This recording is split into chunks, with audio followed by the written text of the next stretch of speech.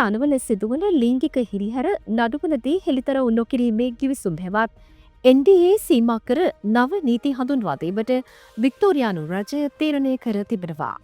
මෙම නීති සංශෝධනය මගින් වින්දිතයන් නිහඬ කරවා තැබීමෙන් අහිමි වන සාධාරණත්වය නගත ගොඩනැගීමටයි රජය උත්සාහ ගනිමින් සිටින්නේ.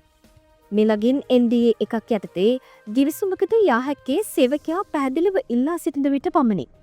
මෙමගින් NDA එකක් යටතේ ගිවිසුමකට යා හැක්කේ සේවකයා පැහැදිලිව ඉල්ලා සිටින විට පමණයි.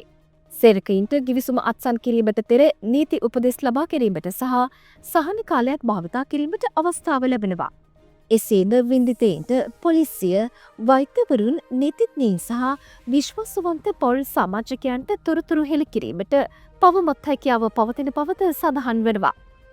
සේවකයෙකුට පසුව NDA අවසන් කිරීමට අවශ්‍ය නම් මාස 12කට පසු එය අවලංගු කළ හැකි වෙනවා. මිල්ලේ නවනීති වින්දිතයින්ට හඬක් ලබා දෙන මගක් බවයි වික්ටෝරියාවේ අගමැතිනි ජසින්තා ඇලන් පවසන්නේ.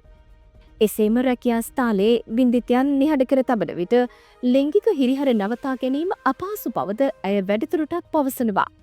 හෙළිදරව් නොකිරීමේ ගිවිසුම් හෙවත් NDA බොහෝ විට සත්‍ය සගමන මෙවලම් බවට පත්වන බව කාර්මික සම්බන්ධතා අමාත්‍ය ජැක්ලින් සයින්ස් සඳහන් කළා. යෝජිත නවනීති වින්දිතයන්ගේ හඬට සහ අයිතිවාසිකම් වලට ප්‍රමුඛත්වය දෙන බවද ඇය පෙන්වා දෙනවා. අයර්ලන්තය, කැනඩාව සහ එක්සත් ජනපදයේ සමහර ප්‍රාන්තවලද මේ හා සමාන නීති ක්‍රියාත්මක වනවා.